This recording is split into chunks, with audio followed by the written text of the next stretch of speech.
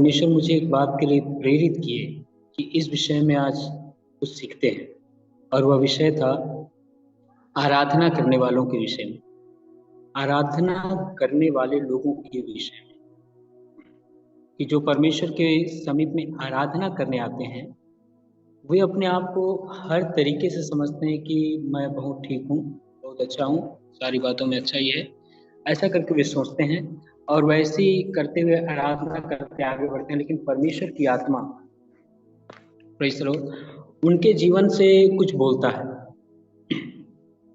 उनके जीवन से कुछ बोलता है और एक आराधना करने वाले व्यक्तियों के व्यवहार के बारे में प्रभु हमें बाइबल से शिक्षा देता है कि प्रत्येक आराधक को कैसा होना चाहिए।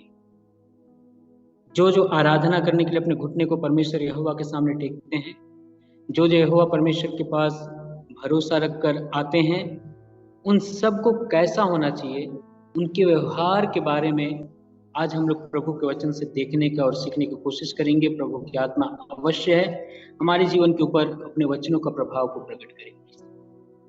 आइए जरा से देखेंगे, यह पुराने नियम से शुरू नहीं होता, यह हम डायरेक्ट नए नियम में आएंगे। और यीशु मसीह जब अपने चेलों को सिखा रहे थे, अपने चेलों को जब कुछ विशेष शिक्षा दे रहे थे, उसी शिक्षा का एक भाग ही हम उसी को देखेंगे। निकालेंगे हम सभी मत्ती रचित सुसमाचार, उसका अध्याय 5 और उसका 21, 22, 23, 24 ऐसे करके हम लोग 26 तक को देखना है, लेकिन क्रमबद्ध तरीके से देखते जाएंगे। पहले 21, 22, 23। तुम सुन चुके हो कि पूर्व काल के लोगों से कहा गया था कि हत्या न करना, और जो कोई हत्या करेगा वह कचहरी में दंड के योग्य होगा। परंतु मैं तुमसे यह कहता हूँ कि जो कोई अपने भाई पर क्रोध करेगा वह कचहरी में दंड के योग्य होगा, और जो कोई अपने भाई को निकम्मा कहेगा वह महासभा में दंड के योग्य होगा, और जो कोई कहे अरे मूर्ख, वह नरक की आग के दंड के योग्य होगा।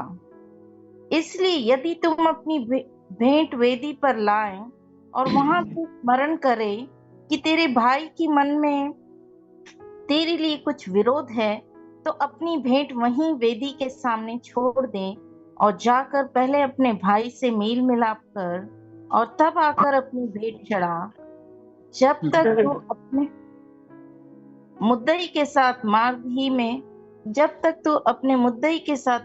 ही में है, उससे झटपट मेल मिलाप कर ले।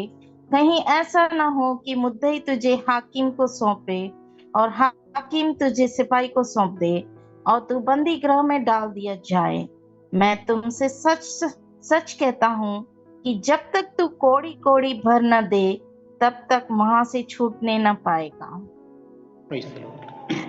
परमेश्वर आशीष दे। Praise the Lord. इस वचन को पढ़े जाने के लिए सिस्टर आपको देखिए, जब हम इस वचन को पढ़ रहे हैं, मैं कोई अनजाना वचन नहीं पढ़ रहा हूँ। कई दफ़ा आप अपने चर्च में, प्रभु के दास लोग आपके बीच में इस वचन से बोले होंगे, आपके बीच में बातचीत किए होंगे, आप स्वयं भी इस वचन के बारे में बहुत सारी बातों को जानते होंगे। खुद भी प्रभु की आत्मा ने आपको आपके जीवन में प्रकाशन दिया होगा, आप जानते होंगे। फिर भी आज थोड़ा देर हम लोग इसमें सीखेंगे, जैसा प्रभु की आत्मा ने मुझे सिखाया उस बात को मैं आप लोगों के बीच में रखूंगा। यह बात यीशु मसीह अपने लोगों को, और उन लोगों को नहीं जो भीड़ के रूप में आए हैं, बल्कि उन लोगों को जो विशेष करके चुने हुए लोग हैं, यीशु मसीह के चेले, उन लोगों से इन बातों को कह रहा है। भीड़ को नहीं, बल्कि उन लोगों को जो विशेष करके यीशु मसीह के द्वारा चुने हुए हैं, उनके चेले हैं, जो उनके पास आए हैं प्रभु के वचन को सुनने और सीखने। याद रखिएगा, यदि 1-2 दोनों को, वह इस भीड़ को देखकर पहाड़ पर चढ़ गया और बैठ गया, तो उसके चेले उसके पास आए और वह अपना मुंह खोलकर उन्हें यह उपदेश देने लगा। बस, thank you, praise the Lord. यह उपदेश देने लगा। या भीड़ को देखकर अलग हो करके विशेष बातें विशेष लोगों को बताने के लिए प्रभु ने प्रेज़ द लॉर्ड यह रीति अपनाई। भीड़ को देख करके वो पहाड़ पर चले गए। भीड़ को इसलिए देखकर क्योंकि भीड़ कभी भी परमेश्वर की बातों को नहीं सुनता। भीड़ के अंदर मिले जुले लोग रहते हैं जो परमेश्वर की बातों को कभी भी ध्यान नहीं देते। प्रेज़ द लॉर्ड, एक भीड़ को लेकर के मूसा आया था। मूसा चाहता था परमेश्वर जैसा कहें वैसा ही ये लोग करें, करने की कोशिश करते, लेकिन भीड़ में कुछ लोग ऐसे थे जो परमेश्वर की तरफ से उनका ध्यान को खींच करके एक बैल की ओर ले गए, जिन्होंने अपनी कलाकृति से अपने स्वयं के लिए परमेश्वर निर्धारित कर लिया था कि यही हमारा परमेश्वर है। तो भीड़ हमेशा क्या करता है, परमेश्वर की बातों का अवहेलना करने के लिए। मेरा मन तैयार है, लेकिन भीड़ की बातों को सुनकर मैं भी उसमें क्या हो जाऊंगा, फंस जाऊंगा। मेरा विश्वास और मेरा परमेश्वर के ऊपर करने वाला भरोसा का स्तर जो है डाउट में आ जाएगा, संदेह करने लगेंगे कि अरे सच में ऐसा होगा क्या, ऐसा होगा क्या। इसलिए प्रभु क्या किया, कुछ एक विशेष बातों को बताने के लिए खुद पहाड़ पे चढ़ गया। जिसको सुनना है वहां पर आए, मेहनत करके आए। और वह जब यीशु मसीह प्रेज़ द लॉर्ड पहाड़ पर चढ़े, मेहनत करके उनके पास उनके चेले आए, प्रभु यीशु मसीह के चेले आए और उनके बीच में यीशु मसीह उपदेश देने लगे। और उपदेश में क्या बात बता रहे हैं, एक गहरी शिक्षा के बारे में, एक गहरी बात के बारे में, एक गहरी स्वर्ग राज्य और स्वर्ग राज्य के नागरिकों के बारे में, परमेश्वर और परमेश्वर के लोगों के बारे में, या जो परमेश्वर के लिए अगुआ बन रहे हैं, परमेश्वर के काम को करने के लिए अगुआ बन रहे हैं, उनके जीवन में क्या क्या चीजें होनी चाहिए, उस बात को बता रहा है। वो भीड़ से उम्मीद नहीं कर रहा है, जो परमेश्वर के पास रहकर परमेश्वर के काम को करने के लिए आगे आ रहे हैं, उनसे प्रभु बात कर रहे हैं कि तुम्हारे जीवन की खासियत क्या क्या होना चाहिए।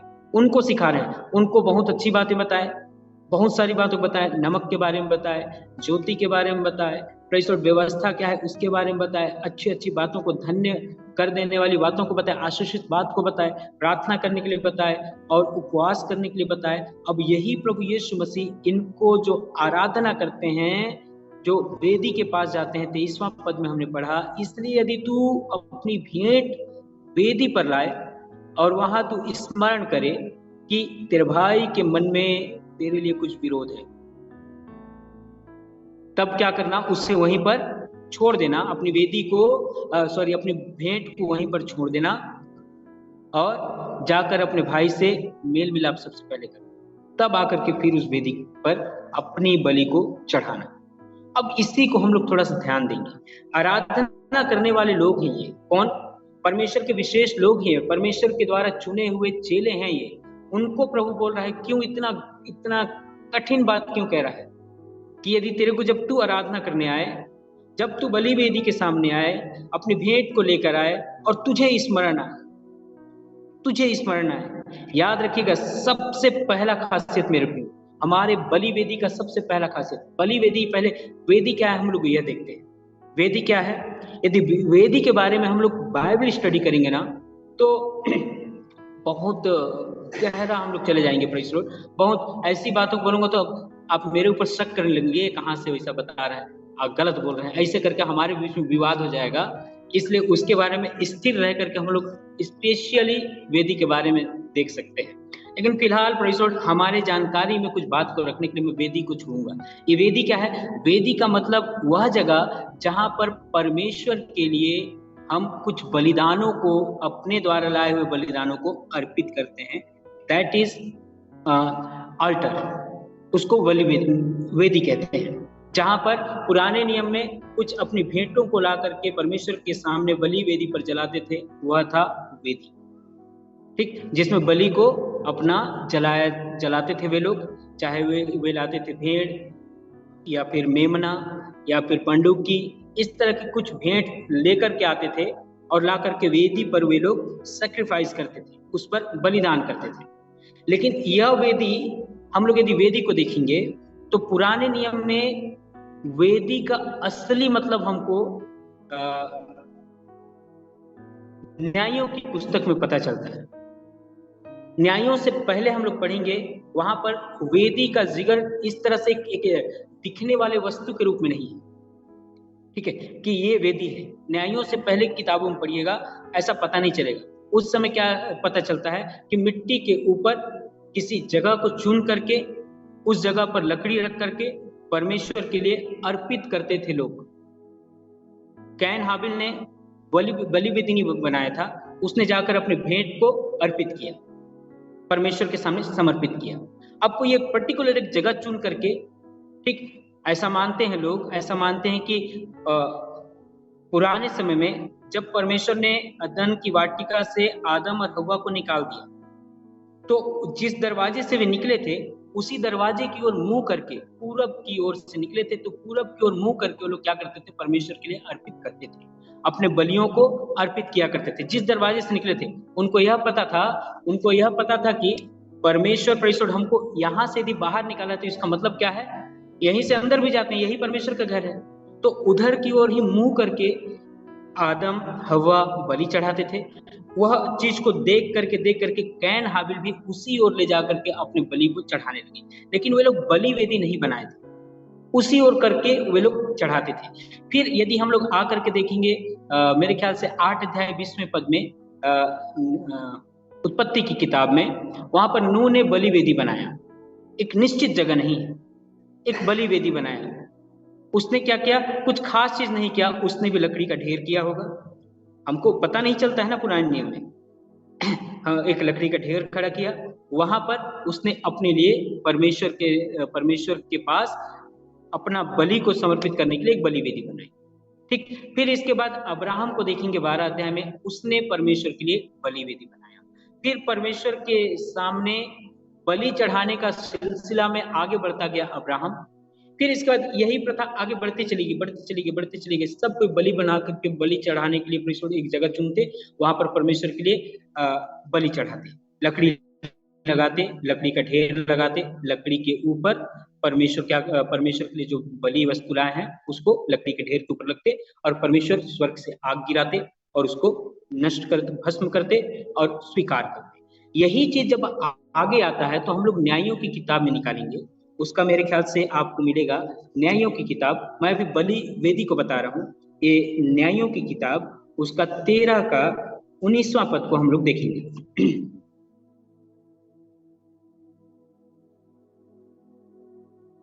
तब माँ नूह ने अन्न बलि समेत बकरी का एक बच्चा लेकर चट्टान पर यहोवा के लिए चढ़ाया।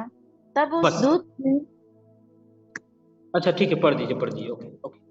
तब उस दूत ने मानोह और उसकी पत्नी के देखते एक अद्भुत काम किया। अर्थात जब लौ उस वेदी पर से आकाश की ओर से उठ रही थी, तब यहोवा का दूत उस वेदी की लौ में होकर मानोह और उसकी पत्नी के देखते देखते चढ़ गया। तब वे भूमि पर मुंह के बल गिरे। बस, thank you, praise the Lord. देखिए, एक वेदी का यहाँ पर स्ट्रक्चर आ रहा है। पहला वेदी हम लोग देखें किस प्रकार का वेदी है। पहला वेदी जमीन पर था, ठीक, पहला वेदी जमीन पर था। लेकिन दूसरा वेदी जब हम लोग यहाँ पर देख रहे हैं, यहाँ पर वेदी का मतलब बदल रहा है। क्या परमेश्वर कहता है, मानव ने क्या किया, मानव ने अन्न बलि और अपना बलि को लेकर, एक मेमना को लेकर के, एक बकरी के बच्चे को लेकर के क्या किया, चट्टान पर रख दिया। एक चट्टान है बड़ा सा, उस पर रख दिया। किसने? मानव ने। उसने रखा और परमेश्वर की आग उस पर प्रकट हुई, और उस आग के बीच में परमेश्वर का एक दूत उनको दिखाई दे रहा है। और वो कब तक दिखाई दिया? जब तक जैसे जैसे उस बलि से ऐसे लौ ऊपर की ओर जा रहा है, वैसे वैसे उनको दूत दिखाई दे रहा है कि मानव और उसकी पत्नी, मानव देख रहा है, उसकी पत्नी देख रहा है, और स्वर्गदूत भी उसी को देख रहे हैं। जब इस अद्भुत नजारे को देखे तो ये लोग क्या हुए? गिर पड़े। ठीक, एक बलि वेदी से कुछ चीज निकला यहाँ पर, कुछ चीज इनको पता चल रहा है। क्या पता चला यहाँ पर? कि परमेश्वर जो प्रतिज्ञा हमसे करने आया है वो सही।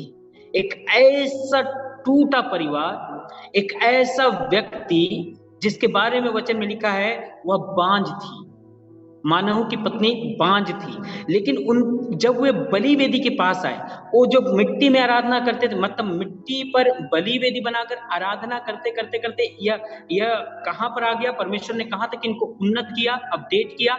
एक चट्टान का बलि वेदी बनाया। एक चट्टान, बड़ा सा चट्टान का बलिवेदी।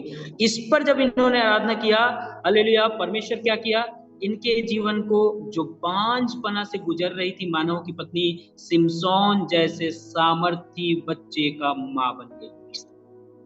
एक स्वर्गदूत उनकी आराधना को सुन करके, हालेलुया, उनको देख रहा है और यह बता रहा है, सुन, तेरी आराधना परमेश्वर ने कबूल कर लिया। ये पहला आराधना, जैसे पहले मिट्टी पर बलिवेदी बनाया जा रहा था, लकड़ी रख करके आराधना किया जा रहा था, अब एक चट्टान के ऊपर आराधना किया जा रहा है, चट्टान के ऊपर बलिवेदी रखा जा रहा है। ठीक, लकड़ी रखे, चाहे चट्टान के ऊपर अपना भेंट की वस्तुओं को रखा, परमेश्वर स्वर्ग से आग गिरा करके उन चीजों को। गिदोन के बारे में पढ़ेंगे, गिदोन ने भी चट्टान में उंडेल दिया चीजों को और परमेश्वर की अग्नि उस पर प्रकट हुई। ठीक, यह भेंट को अर्पित करने का जगह है। बलिवेदी भेंट को अर्पित करने का जगह है। फिर यह बलिवेदी एक अलग सा रूप ले लिया। कौन सा रूप ले लिया, हम लोग देखते हैं। आपको और मुझे मिलेगा पहला शमूएल 14 अध्याय उसका 35 पद।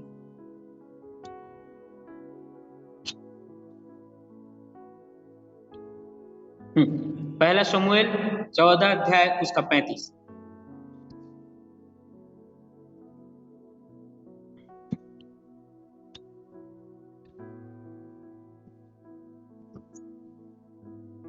तब शाऊल ने यहोवा के लिए एक वेदी बनवाई। वह तो पहली वेदी है जो उसने यहोवा के लिए बनवाई। बस, हाँ, ये कैसे बना है, थोड़ा सा ऊपर पढ़िएगा। ठीक, ये पहली वेदी है, वचन कहता है ये पहली वेदी है। कैसे बना है, थोड़ा सा ऊपर पढ़ेंगे। फिर शाऊल ने कहा, लोगों के बीच में इधर उधर फिर के उसने कहा, अपना अपना बैल और भेड़ शाऊल के पास ले जाओ और वही बलि करके खाओ और लहू समेत खाकर यहोवा के विरुद्ध पाप न करो। तब सब लोगों ने उसी रात अपना अपना बैल ले जाकर वहीं बलि किया। अब शाऊल ने यहोवा के लिए एक वेदी बनवाई।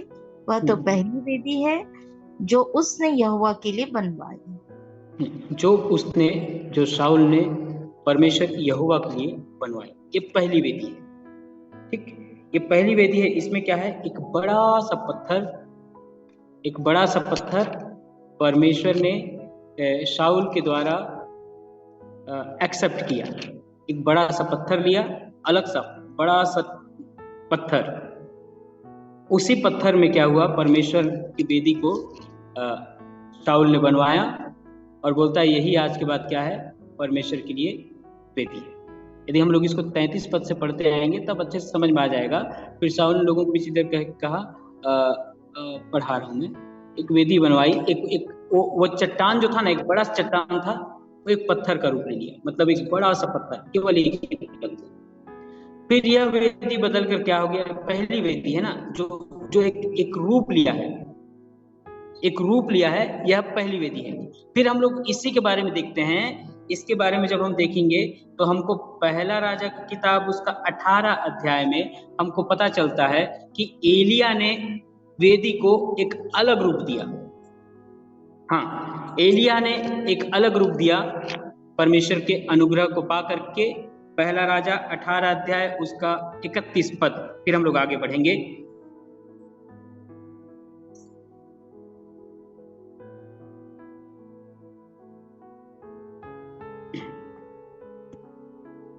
फिर एलिया ने याकूब के पुत्रों की गिनती के अनुसार, जिसके पास यहोवा का यह वचन आया था, तेरा नाम इज़राइल होगा, 12 पत्थर छांटे और उन पत्थरों से यहोवा के नाम की एक वेदी बनाई और उनके चारों ओर इतना बड़ा एक गड्ढा खोद दिया कि उसमें 2 सा बीज समा सके। तब उसने वेदी पर लकड़ी को सजाया और बछड़े को टुकड़े टुकड़े काटकर लकड़ी पर रख दिया और कहा, 4 घड़े पानी भर के होम बलि पशु और लकड़ी पर उंडेल दो। तब उसने कहा, दूसरी बार वैसा ही करो। तब लोगों ने दूसरी बार वैसा ही किया। फिर उसने कहा, तीसरी बार करो। तब हम लोग थोड़ी आगे निकल आए। प्रेज़ द लॉर्ड, चलेगा, कोई बात नहीं। यहाँ पर हमने पढ़ा फिर एलिया ने क्या किया, परमेश्वर के एक दास हैं याकूब, उसके 12 बच्चे थे, उनकी गिनती के अनुसार उसने 12 पत्थर छांटे। अब इसका एक रूप क्या हो रहा है, बलि वेदी का एक रूप क्या बदल रहा है। पहले क्या था, एक मिट्टी के ऊपर, मतलब अर्थ धरती के ऊपर कहीं पर भी आधार मान करके, परमेश्वर इधर रहता है, इधर दरवाजा, उधर ही करके वे लोग आराधना करते थे। तो यहाँ पर ये 12 पत्थर के पहले एक चट्टान हुआ, चट्टान से एक पत्थर हुआ बड़ा सा, अब उस पत्थर से बदलकर 12 पत्थर ले लिया।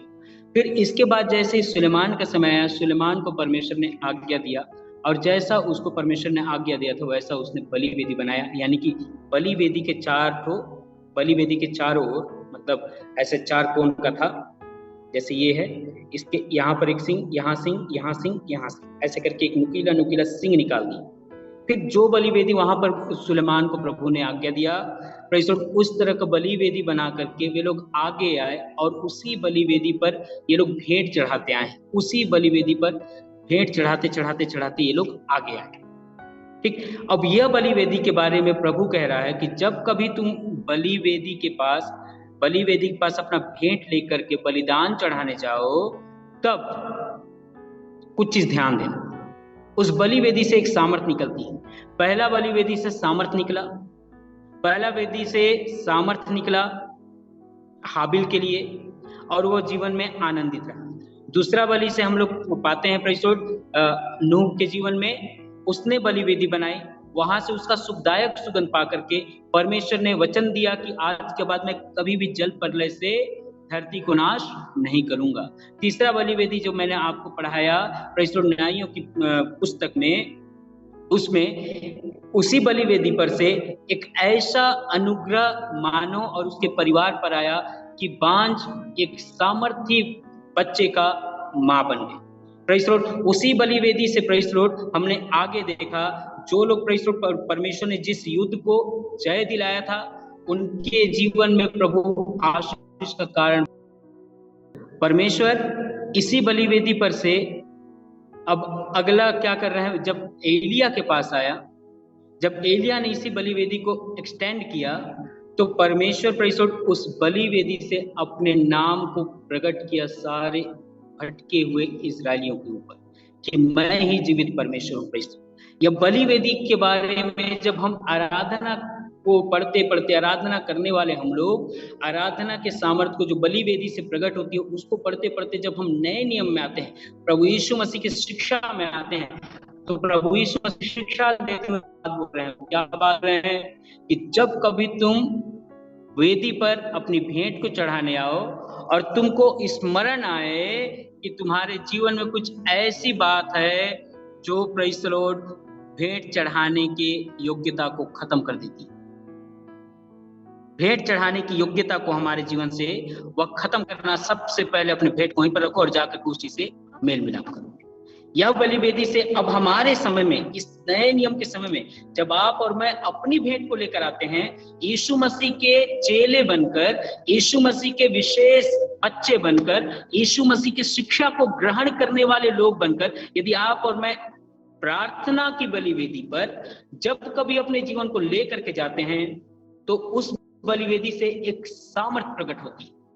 उस सामर्थ आपके जीवन को पवित्र आत्मा से भरने का नहीं, वह सामर्थ केवल प्रेज़ लॉर्ड आपको वरदानों से भरने का नहीं है, वह सामर्थ केवल आपके जीवन में चंगाई का नहीं है, वह सामर्थ केवल प्रेज़ लॉर्ड आपके घर परिवार को आशीष देने का नहीं है, वह सामर्थ बल्कि प्रेज़ लॉर्ड एक अलग ही बात की ओर आपको बढ़ाने का है। वह सामर्थ का नाम है स्मरण आना।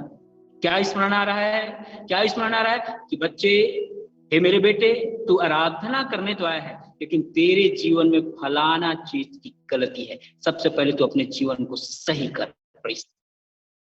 यह प्रार्थना करने वाले प्रभु यीशु मसीह के चेले लोग, प्रार्थना की वेदी पर जाकर के बैठने की इच्छा रखने वाले प्रभु यीशु मसीह के चेले लोग, इस तरह हालेलुया, जब कभी हम परमेश्वर के करीब जाएं, जब कभी हम परमेश्वर के करीब जाएं, तो एक बात याद रखिएगा, हालेलुया, प्रभु आपको सामर्थ बाद में, पवित्र आत्मा बाद में, हालेलुया, उसकी खुशी बाद में सबसे पहले याद दिलाएगा कि तेरे जीवन में कोई गलतियां तो नहीं, कुछ बातें तो नहीं है। जो एक बात है मेरे प्रिय, शुरुआत की ही बात है। जब तक ये बना रहेगा ना, हमारी स्तुति, हमारी आराधनाएं प्रेज़ लॉर्ड प्रभु के पास ग्रहण योग्य नहीं होगी। प्रेज़ लॉर्ड, हमारा परमेश्वर के समक्ष में किया जाने वाला मेहनत परमेश्वर की नजरों में ग्रहण योग्य नहीं होगा। क्यों? सबसे पहला चीज ही हमारे जीवन में बांध के रखा है। क्या चीज? मेरा जीवन में गड़बड़ियां। मैं परमेश्वर के पास बलि वेदी से होकर फिर भी गुजर सकता हूं, याद रखिएगा। गलतियां होने के बावजूद मैं परमेश्वर के पास होकर के गुजर सकता हूं, आराधना करके गुजर सकता हूं। मैं रात को, दिन में, दोपहर में, प्रेज़ लॉर्ड शाम को आराम से आराधना कर सकते हो आप। लेकिन एक बात याद रखिएगा, इससे होगा कुछ नहीं। जो चीज होगा उसके बारे में आप उम्मीद भी नहीं कर सकते। फिर परमेश्वर के पास क्या कहेंगे? मानो परमेश्वर, मैं तो इतना प्रार्थना किया, उतना किया, फिर भी मेरे जीवन में ऐसा क्यों? ये सवाल बनेगा हमारी प्रार्थना के बाद। भजन संहिता में लिखा है प्रेज़ लॉर्ड, मेरे ख्याल से 32 अध्याय में, कि जब मैं अपने आप को परमेश्वर के सामने ले गया और अपने आप के छिपे हुए बातों को मैंने प्रकट किया प्रभु के सामने, तब यहोवा परमेश्वर ने मुझ पर अनुग्रह किया। हालेलुया। परमेश्वर के बलि वेदी के पास जब भी आए ना मेरे प्रियो, हालेलुया, सबसे पहले अपने जीवन को प्रभु के सामने जांचें, खुदावन कुछ गलतियां तो नहीं है। यहोवा परमेश्वर की बलि वेदी में वह ताकत है मेरे प्रियो, जो हमें याद दिलाता है शुद्ध करने के लिए। प्रेज़ लॉर्ड, वहां से अग्नि निकलती है जो हमारे जीवन को शुद्ध करता है। प्रार्थना के वक्त हमारे जीवन को प्रभु के सामने सौंपे, प्रभु हमारे जीवन के अंदर शुद्ध करे। यदि शुद्ध नहीं है, बिना शुद्ध हुए हम प्रार्थना कर रहे हैं, बिना पवित्र अपने आप को किए प्रार्थना कर रहे हैं, कैसे पवित्र करेंगे? जल ला करके बैठ करके प्रार्थना करते हैं। चलो प्रभु छिड़केंगे जल, शुद्ध हो गया हूं प्रभु, आप तेरा धन्यवाद खुदावन, यश तेरा धन्यवाद। ये नहीं है परमेश्वर। प्रेज़ लॉर्ड, परमेश्वर का बलि वेदी हमें प्रेज़ लॉर्ड हमारे हृदय के अंदर पनपने वाला 3 बातों से छुटकारा देना चाहता है, जो प्रत्येक आराधना करने वाले व्यक्तियों के जीवन में है और उनको पता भी नहीं है। यहाँ पर हमने पढ़ा ना, अब थोड़ा सा वापस अपने जगह पर आएंगे, यानी कि मत्ती रचित सुसमाचार उसका 5वां अध्याय, वहीं पर हम लोग फिर से आएंगे, उसका 22 पद। परंतु मैं तुमसे यह कहता हूँ, जो कोई अपने भाई पर क्रोध करेगा वह कचहरी में दंड के योग्य होगा, और जो कोई अपने भाई को निकम्मा कहेगा वह महासभा में दंड के योग्य होगा, और जो कोई कहे अरे मूर्ख, वह नरक की आग के दंड के योग्य होगा। बस इसके बाद तीसरा देखिएगा, एक स्वभाव, एक व्यक्ति के जीवन के अंदर का स्वभाव। वचन में लिखा है, तुमने सुन चुका है कोई हत्या करे तो वो कचहरी में खड़ा होगा। लेकिन मैं तुमसे कहता हूँ, यीशु मसीह अपने चेलों को कह रहा है, लेकिन मैं तुमसे कह रहा हूँ, यदि तुम अपने मन में भी अपने भाई के विरुद्ध में कुछ सोच रहे हो ना, दैट मीन आपने गलती कर दिया, अब कचहरी में खड़ा होना ही पड़ेगा। प्रेज़ द लॉर्ड, अब कचहरी में खड़ा होना ही पड़ेगा।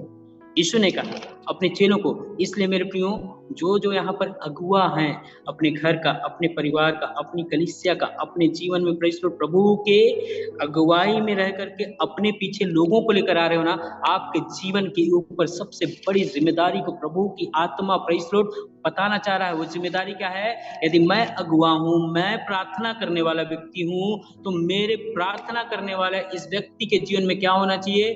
पहला चीज, यदि अपने भाई के विषय में गुस्सा, क्रोध, तो क्या होगा? क्रोध करने वाला कचहरी में दंड के योग्य होगा। दूसरा, जो अपने भाई को निकम्मा कहे वह महासभा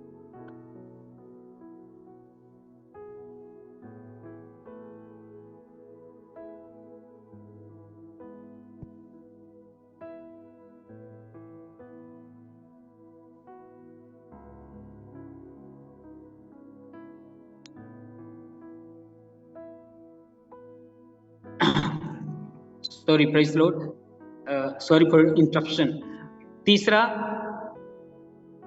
यदि कोई अपने भाई को कहे अरे मूर्ख, तो वह नरक की आग में दंड के योग्य हो।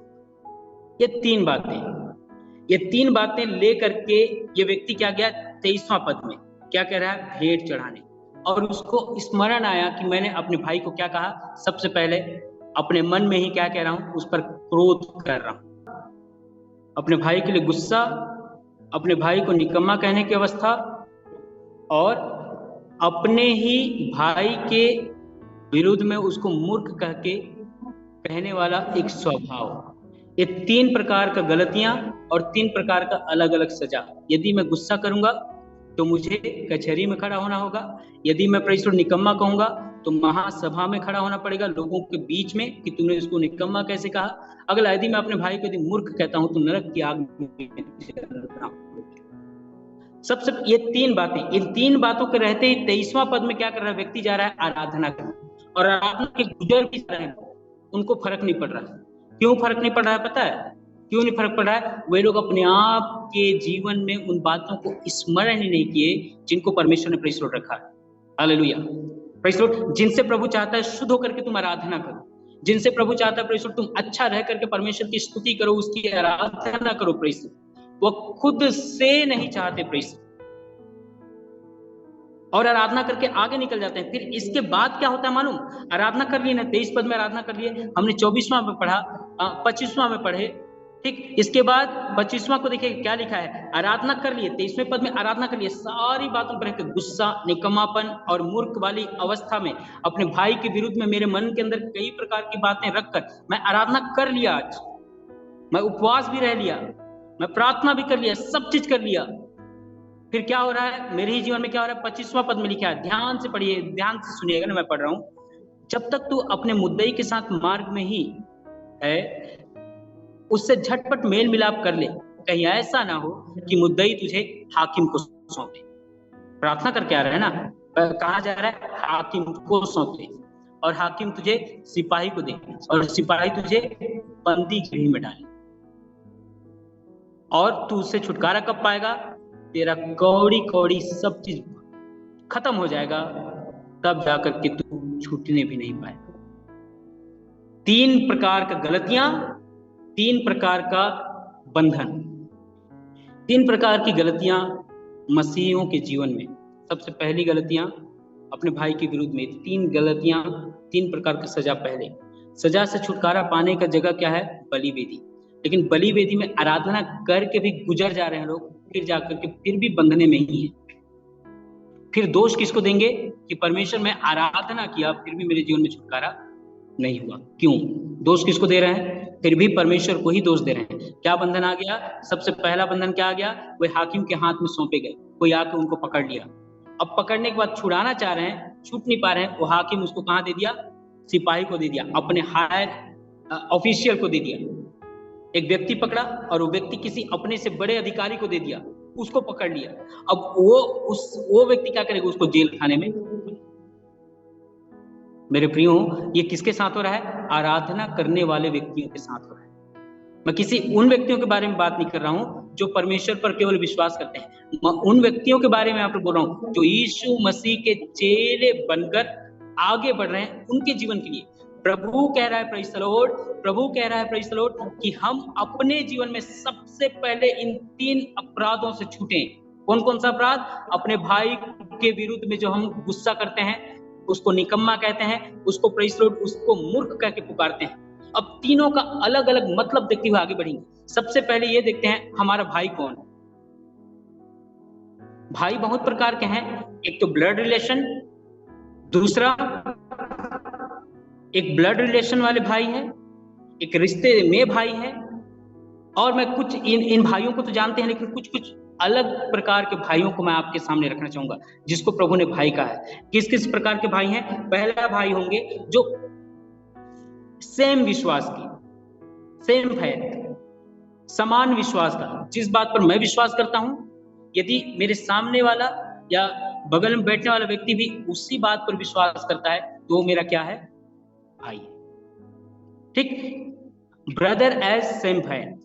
ठीक, सेम फैथ पर यानी सामान्य विश्वास का भाई, सामान्य चीज पर विश्वास करने वाला, वो मेरा क्या बन जाएगा? भाई बन जाएगा। क्या? जैसे कि एक ही समान की बातों पर वो विश्वास करना है। जैसे पढ़िएगा जरा 11 अध्याय उसका 29 पद, प्रेरितों के काम।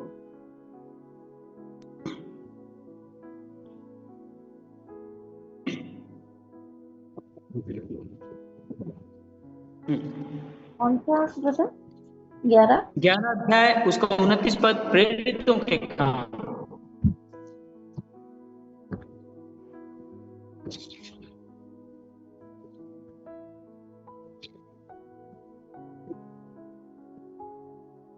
तब चेलों ने निर्णय किया कि हर एक अपनी अपनी पूंजी हाँ के अनुसार यहूदियों में रहने वाले भाइयों की सहायता के लिए कुछ भेजें।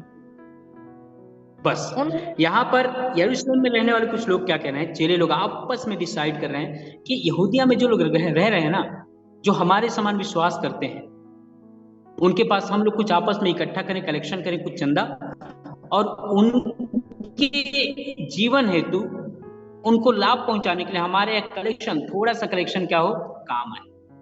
तो यहूदिया में रहने वाले लोगों को तो ये लोग जानते नहीं है कौन है, किसका बाप है, किसका बेटा है, कौन किसका है, ये तो जानते नहीं है। लेकिन फिर भी उनको क्या कह के संबोधित कर रहा है लूका, क्या कह के संबोधित कह रहा है कि वो कौन है, हमारा भाई। यानी कि जिस बात पर मैं विश्वास करता हूं उसी बात पर वो भी विश्वास कर रहा है। इसका मतलब क्या है, वह मेरा विश्वासी भाई है। हमने एक ही चीज पर विश्वास किया है, इसलिए वो मेरा भाई है। तो ये यीशु मसीह पर विश्वास करने वाले लोग एक भाई बन गए। तो दूसरा भाई भी दिखाता हूं आपको, 5 अध्याय उसका 11 पद, पहला कुरिन्थी। इस सेम बात पर ना, same faith, brother by same faith. हाँ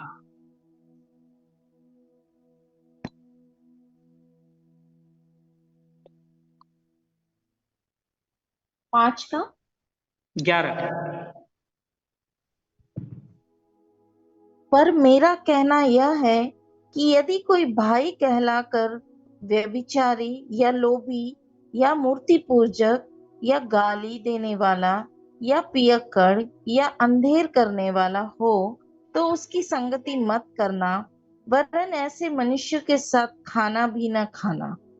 बस यदि भाई कहलाकर यदि अपने आप को वो संसार की विधियों के अनुसार चला रहा है तो हमारा भाई नहीं है, बल्कि उससे तुम लोग अलग हो जाओ, अलग हो जाओ। यानी कि हमारा भाई कहलाकर हमारे समान विश्वास का जीवन नहीं जी रहा है, किसी और प्रकार का जीवन जी रहा है, इसका मतलब वो भाई नहीं है।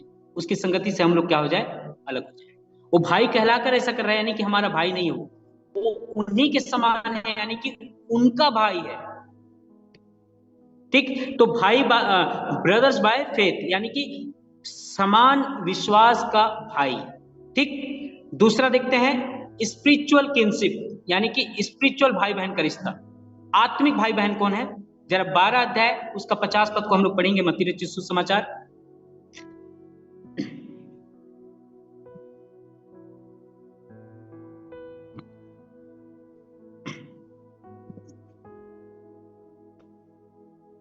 क्योंकि जो कोई मेरे स्वर्गीय पिता की इच्छा पर चले वह मेरा भाई और मेरी बहन और मेरी माता है।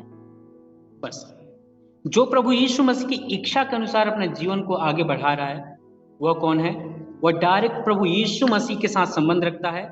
और जो जो यीशु मसीह के साथ संबंध रखते हैं वो भी इनडायरेक्टली इनके साथ भी उनका संबंध बनता है। ये स्पिरिचुअल भाई बहन, आत्मिक भाई बहन है, जो यीशु मसीह की इच्छा पर पूरी इच्छा को पूरी करने के लिए अपने जीवन का चाल चलते हैं। ठीक, उसकी इच्छा को पूरी करते हैं, वे आपस में भाई बहन हैं। किस तरह का भाई बहन है, आत्मिक भाई बहन। और एक है शिष्यत्व, या फिर यीशु मसीह के पीछे चलने वाले लोग। वो कहाँ मिलेगा, मैं तुरंत आगे बढ़ रहा हूँ। प्रेसोड इब्रानियों की पत्री जरा निकालेंगे हम लोग, इब्रानियों की पत्री उसका 2 अध्याय 11-12 को पढ़ेंगे, फिर मैं आगे बढ़ता हूँ। इसके बाद मैं वचन बोल करके आगे बढ़ूंगा। इब्रानियों की पत्री वह कहता है मैं तेरा नाम अपने भाइयों को सुनाऊंगा, सभा के बीच में मैं तेरा भजन गाऊंगा। 11 भी पढ़े, क्योंकि करने वाला और जो पवित्र किए जाते हैं सब एक ही मूल से हैं, इसी कारण वह उन्हें भाई कहने से नहीं लजाता। वह कहता है मैं तेरा नाम अपने भाइयों को सुनाऊंगा, सभा के बीच में मैं तेरा भजन गाऊंगा। Praise the Lord. देखिए वह कौन प्रकार के भाई हैं, एक पवित्र करने वाला और दूसरा पवित्र किए जाते हैं। एक पवित्र करने वाला किसी को पवित्र कर रहा है, पवित्र करने वाला यहोवा परमेश्वर हमको पवित्र कर रहा है, और हम जो पवित्र हो गए हैं हमको परमेश्वर भाई कहने से नहीं लजाता। प्लीज वो भाई कहने से नहीं ले जाता। वो भाई बनाने के लिए सबसे पहले हम लोगों को पवित्र किया है। अपने लोगों को जो यीशु के पास आते हैं उनको पवित्र किया है। प्रेस जो यीशु के पास आए पवित्र हुए, उनको प्रभु यीशु मसीह कभी भी भाई कहने से नहीं ले जाता, बल्कि सभाओं में भी उनका नाम प्रभु उजागर करता है। प्रेस अब एक और प्रकार का भाई है। यदि इसी के लिए आप यदि नोट डाउन करें तो मैं एक रेफरेंस आपको बताता हूं। मत्ती रचित सुसमाचार 25 का 40 भी पढ़ लीजिएगा अपने से। एक और भाई का, यदि मैं जिस पोस्ट पे हूं उसी पोस्ट का मेरा यदि साथी है तो हम दोनों क्या हुए? As we are brother by same rank. Same rank के साथ या सेम रैंक के द्वारा हम लोग क्या है? भाई बहन। समान पोस्ट में रह करके हम भाई बहन हैं। तो एक और है जो दूसरे के, जैसे योनातान और दाऊद के बीच में एक भाई बहन की एक अच्छा रिश्ता था। प्रेस यदि कोई भाई किसी भाई को उसके कार्यों को पसंद कर रहा है, प्रेस एक ब्रदर बाय अफेक्शन, उसके द्वारा एक स्नेह का स्वभाव हमारे जीवन से किसी के लिए प्रकट हो रहा है, दैट मीन वे लोग हमारे भाई या बहन। तो इन्हीं भाइयों और बहनों के मन में, इन्हीं भाइयों या बहनों के जीवन में अपने ही लोगों के लिए यदि मन के अंदर क्या क्या बात चल रहा है? पहला क्रोध, दूसरा निकम्मापन, तीसरा मूर्ख कह रहे हैं, तो उनको प्रभु क्या कह रहा है? अपने आप को बलि वेदी पर आकर के परमेश्वर को बलिदान चढ़ाने से पहले अपने जीवन को पवित्र जाकर उनसे मेल मिलाप करें। मन में आई हुई बातों को हम मेल मिलाप में कैसे बदलेंगे? मन में आई हुई बातों को मन के अंदर से खत्म करना होगा। हालेलुया। मन के अंदर से ही खत्म करना होगा। मूर्ख कहने का मतलब क्या है? मूर्ख कहने का मतलब क्या है? जिसके पास ईश्वर नहीं है, वचन कहता है जिसके पास ईश्वर नहीं है वो मूर्ख है। मूर्ख ने अपने मन में कहा कि यहाँ कोई ईश्वर नहीं है। मूर्ख का मतलब होता है नाबाल, जो परमेश्वर की नजरों में दुष्ट है। मूर्ख का अर्थ होता है बेलियाल का बेटा, दुष्ट का बेटा। यानी हम अपने मन में यदि किसी भाई या साथी को क्या कह रहे हैं? मूर्ख है वो, इसका मतलब हम लोग उसको क्या कह रहे हैं? दुष्ट का बेटा है, वो मूर्ख नाबाल है। हम अपने मन में कह रहे हैं, और इतना करके हम कहाँ जा रहे हैं? परमेश्वर पास रीबा लबो शिया लबा ये करने। हम निकम्मा कह रहे हैं एक व्यक्ति को, राका, इसका मतलब क्या होता है? You are good for nothing, किसी काम के नहीं हो, वर्थलेस, तुम्हारा धरती पे जन्म होना ही बेकार है। ये चीज हमारे मन में है। किसके प्रति? अपने भाई के प्रति। तू बेकार है, तू ऐसा है, तू ऐसा है। अगला क्या है? गुस्सा। गुस्सा कौन सा? ये प्रकट होने वाला गुस्सा नहीं है, प्रकट होने वाला गुस्सा नहीं है। यीशु ने खुद क्रोध किया और क्रोध के ऊपर शिक्षा दिया है कि तुम्हारा गुस्सा कैसा हो? सूर्य निकलने पर यदि गुस्सा है तो सूर्य निकलने से ढलने के साथ साथ तुम्हारा गुस्सा खत्म हो जाए। इसका मतलब ये नहीं कि आज शाम हो गया मेरा गुस्सा खत्म, फिर सवेरे से करूंगा।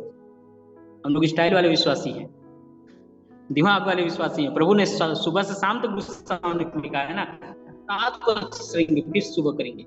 प्रभु का मतलब यह है, सूर्य निकलने के साथ, जिस प्रकार सूर्य निकला तुम क्रोधित हो, सूर्य की ओर जब भी देखो तुमको ये ध्यान में रखना चाहिए, जिस प्रकार सूर्य ढलता चला जा रहा है डूबने की कगार पर, हमारे फेस को अब अंधेरा होने वाला है। जिस प्रकार सूर्य की रोशनी मेरे लिए कम होती जा रही है, धरती पर हमारे फेस के लिए कम होता जा रहा है, प्रेज़ लॉर्ड, उसी प्रकार फलाने भाई के प्रति मेरे मन में आया हुआ क्रोध कम होए और उसके जगह पर प्रेम भरे।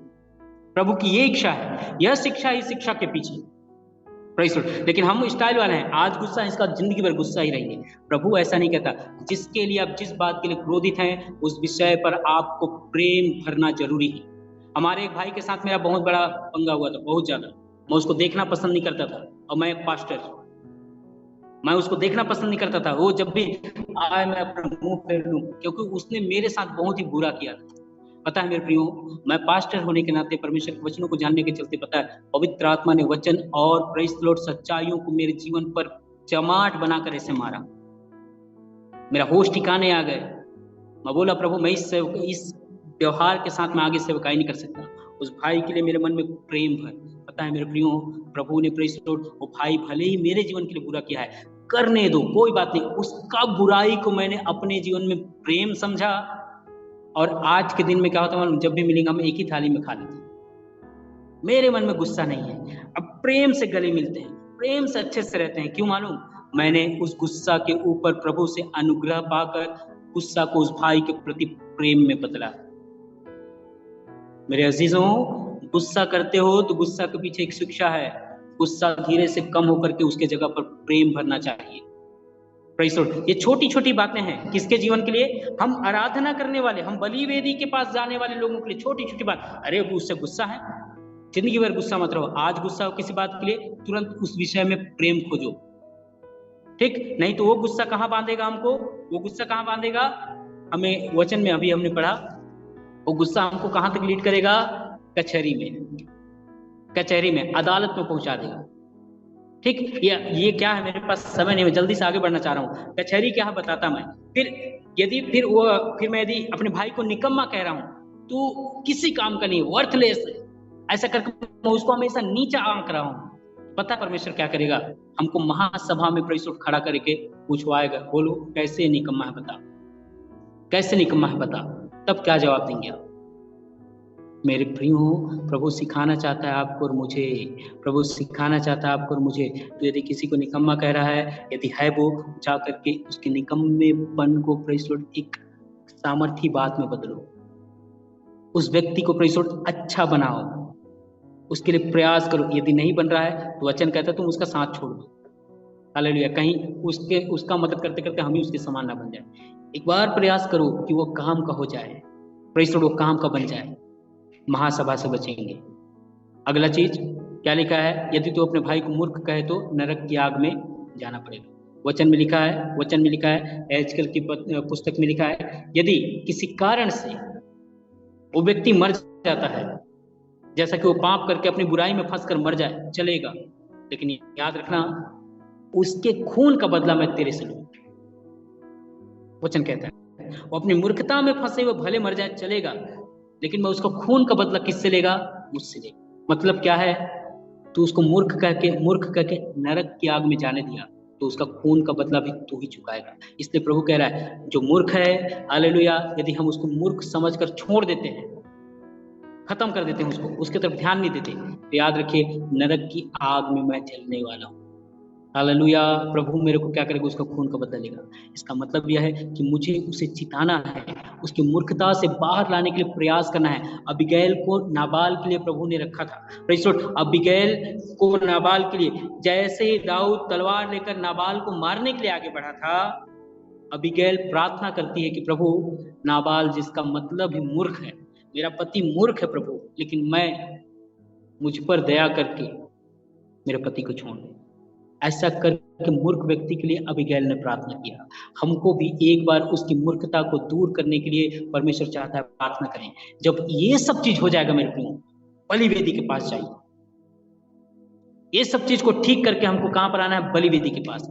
जैसे ही बलिवेदी के पास आए मेरे प्रियो, अब पता है उस बलिवेदी में हमने पुराने समय के बलिवेदी में देखा कुछ कुछ बातें प्रकट होती थी। हालेलुया। हाबिल के लिए आनंद की बातें, हालेलुया। नूह के लिए एक वचन की बातें, मानवों के लिए प्रेज़ द लॉर्ड एक स्वर्गदूत दिखा और उनका बांझपन दूर हुआ। Hallelujah, praise the Lord. परमेश्वर ने यशायाह को उसी बलिवेदी के पास, हालेलुया, मंदिर में प्रेज़ द लॉर्ड अपनी उपस्थिति को दिया। बलिवेदी के पास से प्रेज़ द लॉर्ड, हालेलुया, सब कोई अपने लिए आशीष पा रहे हैं।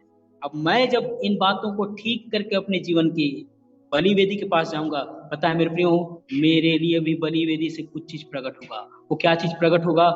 मसीही लोगों को बांधने वाली बातें हमारे जीवन से दूर। Praise the Lord. आराधना करने वाले व्यक्ति को बांधने वाली बातें प्रभु हमारे जीवन के आगे से दूर करेगा। क्या क्या बात हमने पढ़ा? तू जाकर के रास्ते में ही अपने मुद्दई से मेल मिलाप कर ले। कहीं ऐसा ना हो कि तेरा मुद्दई तुझे हाकिम के हाथ सौंपे, फिर हाकिम तुझे बंदीगृह में डाले, और बंदीगृह में डालने के बाद मैं वहां उम्र बिता दूंगा, मैं उस बंधन से छूट नहीं पाऊंगा। मेरे प्रियो, हालेलुया, आराधना का एक बलिवेदी है। मान लीजिए ये जो मेरी बाइबल है, ये आराधना का बलिवेदी है। मैं हूं इधर, उधर आप हैं, उधर मेरा जीवन के लिए है। Praise the Lord. इधर मैं अपने आप को ठीक करके यदि आराधना करता हूं, तो इस आराधना की बलिवेदी से मेरे जीवन के लिए कुछ प्रकट होगा, जो आगे तैयार शत्रुओं को प्रभु नाश करेगा। कौन है शत्रु वहां पर? एक है जो हाकिम, एक मुद्दई है जो मुझे पकड़ेगा और वो मुझे हाकिम के हाथ में सौंपेगा और हाकिम बंदीगिरी में। ऊपर की 3 बातों को मुझे ठीक करना है, 3 प्रकार के बंधन से बचेंगे। भाई को गुस्सा नहीं करना, निकम्मा नहीं कहना और मूर्ख नहीं कहना है। इन पापों से बचूंगा, नरक और कचहरी और प्रेज़ द लॉर्ड, मैं यहाँ पर और महासभा के बीच से बचूंगा। दूसरा, आराधना किया जैसे, अपने आप को ठीक करके जैसे आराधना करूंगा, इस बलि वेदी पर से एक आग प्रकट होगी और बाहर जो मेरे जीवन के लिए खड़ा बैठा हुआ, तैयार खड़ा हुआ प्रेज़ द लॉर्ड, एक हाकिम है जो मुझे पकड़कर बंदीगिरी में डालना चाहता है प्रेज़ द लॉर्ड, प्रभु उसको खत्म करेगा प्रेज़ द लॉर्ड, मेरे सामने से हटाएगा। इसलिए लिखा है, बहेलिये के जाल से प्रभु तुझे बचाएगा। हालेलुया। मेरे प्रियो, प्रत्येक आराधना करने वाले व्यक्ति हमारे अपने जीवन को मैं पहले ठीक करूं, इसके बाद आराधना करूं, अपने मनों को पहले ठीक करूं, इसके बाद परमेश्वर के बलि वेदी के पास आऊं। मेरे प्रियो, हमने अभी पढ़ा 18 अध्याय में, पहला राजा 18 अध्याय में हमने पढ़ा, सबसे पहले उसने अपने जीवन को ठीक किया। एलिया ने बलिवेदी के पास फिर गया, बलिवेदी को संवारा, फिर वहां पर आराधना करने के लिए बैठा। आराधना करने के लिए कहता है, हे पिता देख, तेरे दास में से मैं अकेला ही पड़ गया हूँ, अकेला ही रह गया हूँ। अकेला, उसका जीवन सही था, उसका जीवन अपने भाइयों के लिए गुस्सा में नहीं था, बल्कि उसका जीवन प्रेज़ द लॉर्ड एक आशा से भरा था, एक चिंता से भरा था कि मेरे सारे भाई प्रेज़ द लॉर्ड हालेलुया बाल और असेरा के पीछे हो लिए हैं, मुझे उन्हें वापस लाना है प्रेज़ द लॉर्ड। इसलिए गुस्सा था वो, परमेश्वर की प्रजा के ऊपर गुस्सा नहीं था, जो उनके ऊपर कब्जा करके रखा हुआ था ना, गलत आराधना करके बुराइयों के बीच में फंसकर आराधना करने वाले लोग जो बंधन में हाकिम के हाथ में जो पड़े थे ना, उस हाकिम से छुड़ाने के लिए प्रेज़ द लॉर्ड यहाँ पर एलिया प्रार्थना करता है। और जैसे ही उसने प्रार्थना किया, इस बलि वेदी में आग प्रकट हुआ, और जैसे ही आग प्रकट हुआ, हालेलुया, सामने जितने भी हाकिम के वश में थे, 450 लोगों के वश में, 400 लोगों के वश में, हालेलुया, 850 लोगों के वश में जितनी इजरायली प्रजा थी, प्रभु ने उन 850 अधिकारियों को खत्म कर दिया प्रेज़ द लॉर्ड। उसके दिन से, उसी दिन से इजरायली वापस आकर परमेश्वर की आराधना करने लगे। हालेलुया। मेरे प्रियो, हमारे जीवन में हुआ प्रेज़ द लॉर्ड बातें, हमारे जीवन का स्वभाव, हमारे जीवन के अंदर, मन के अंदर चलने वाली बातें, हमारे जीवन के आराधना के बलि वेदी पर से आग प्रकट होगा कि नहीं होगा, उसका निर्धारण करता है। हालेलुया। आप जो आराधना करने वाले हैं, मैं जो आराधना करने वाला हूं, जो मैं परमेश्वर के सामने घुटना टेकने वाला हूं, मैं अपने जीवन को सही करके या मन की किस अवस्था से प्रभु के बलि वेदी पर बैठता हूं, किस अवस्था से बलिदान चढ़ा रहा हूं अपने मन की, प्रेज़ द लॉर्ड, इन बातों को जब मैं ध्यान दूंगा, पता है मेरे प्रियो, मेरे भी बलि वेदी से एक आग प्रकट होगी, जो मुझे बांधने के लिए, जो मेरी आराधना को बांधने के लिए, जो मेरी कलीसिया को बांधने के लिए, जो मेरे परिवार को बांधने के लिए, जो मेरे लोगों को बांधने के लिए प्रेज़ द लॉर्ड तैयार हाकिम बैठा है ना, प्रभु की अग्नि उस हाकिम को वहां से दूर करने के लिए प्रेज़ द लॉर्ड अपना सामर्थ को प्रकट करेगा। हालेलुया। आपके जीवन से मेरे प्रियो, एक उस आराधना के जगह से, आपकी प्रार्थना से एक अग्नि प्रकट होनी है प्रेज़ द लॉर्ड, जो आपको तैयार है बांधने के लिए, उसको प्रेज़ द लॉर्ड हटाने का सामर्थ रखता है प्रेज़ द लॉर्ड। उस हाकिम को, वो हाकिम कौन है? हम यदि इफिसियों की पत्री में जाएं, 6 अध्याय में पढ़ें, हाकिम कौन है? वह आकाश के हाकिम, अंधकार के हाकिम प्रेज़ द लॉर्ड, प्रत्येक मसीही लोगों को जो आराधना करते हैं, उन लोगों को बांधने के लिए बैठा है वो, उन लोगों को प्रेज़ द लॉर्ड दिक्कत में डालने के लिए बैठा है वो। लेकिन मजे की बात तो ये है, हम आराधना कर रहे हैं फिर भी उन्हीं के वश में है। क्यों? हम मन के अंदर इन 3 बातों को लेकर, गुस्सा, निकम्मापन और अपने मन के अंदर किसी के बारे में वो मूर्ख है, इस विचार के साथ बैठकर आराधना करते हैं। मजे की बात तो यही है, सबसे अच्छी बात क्या है मालूम मेरे प्रियो? सबसे अच्छी बात यही है कि हम फिर भी आराधना कर लेते हैं।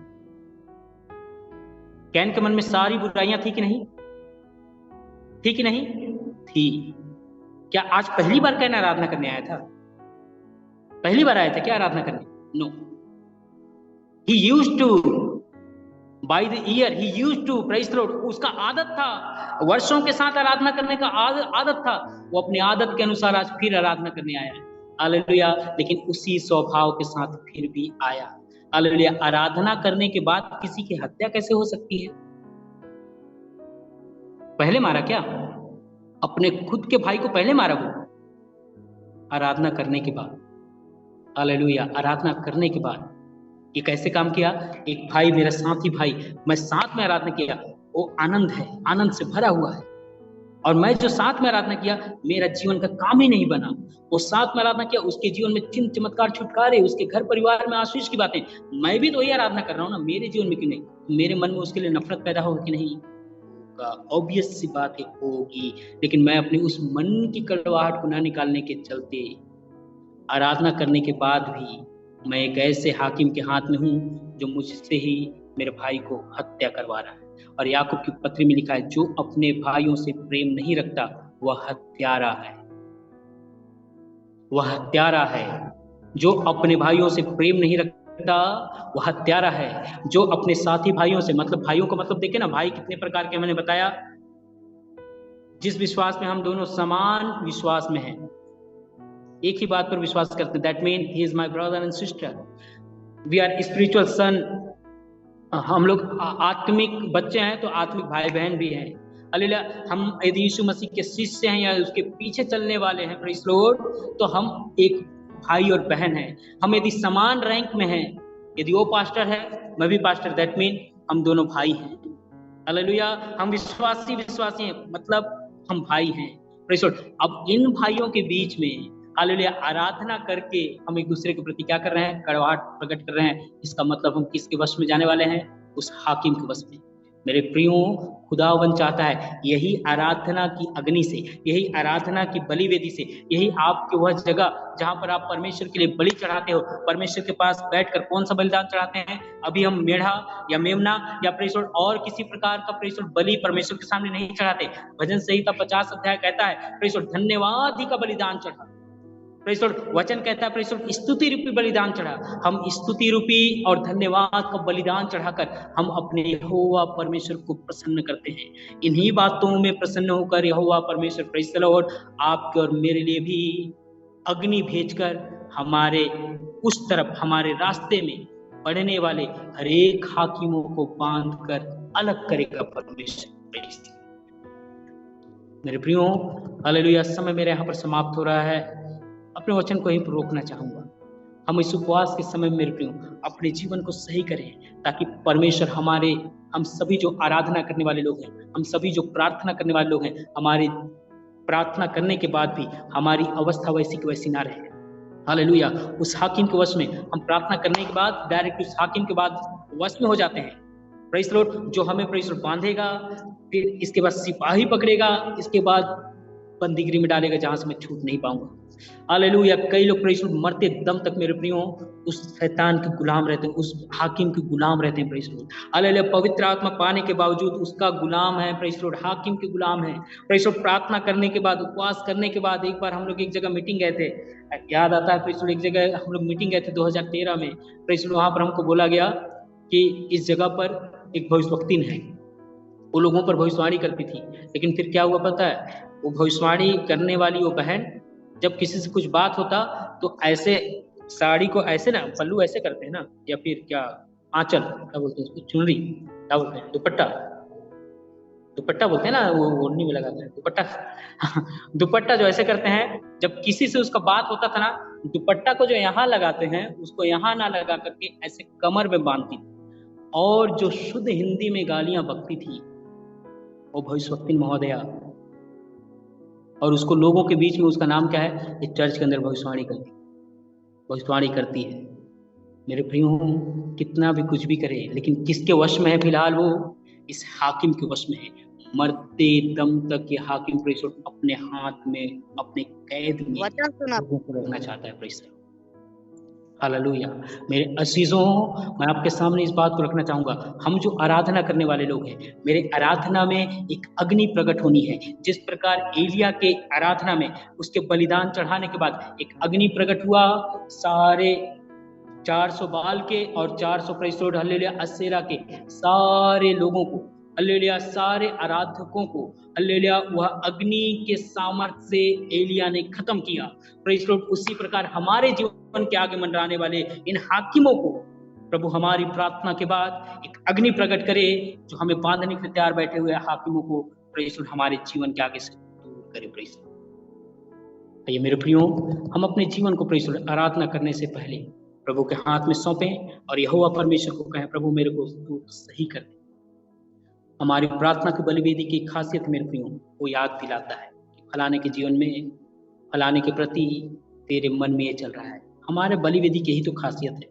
नहा के नहीं आओगे तब भी 12 बजे रात को बलिवेदी हमसे बात करेगी, तो अपने आप को ठीक, ये बलिवेदी मुझे याद दिलाएगा कितना अच्छा परमेश्वर है प्रेस लॉर्ड कि मुझे कहता है तू ठीक हो।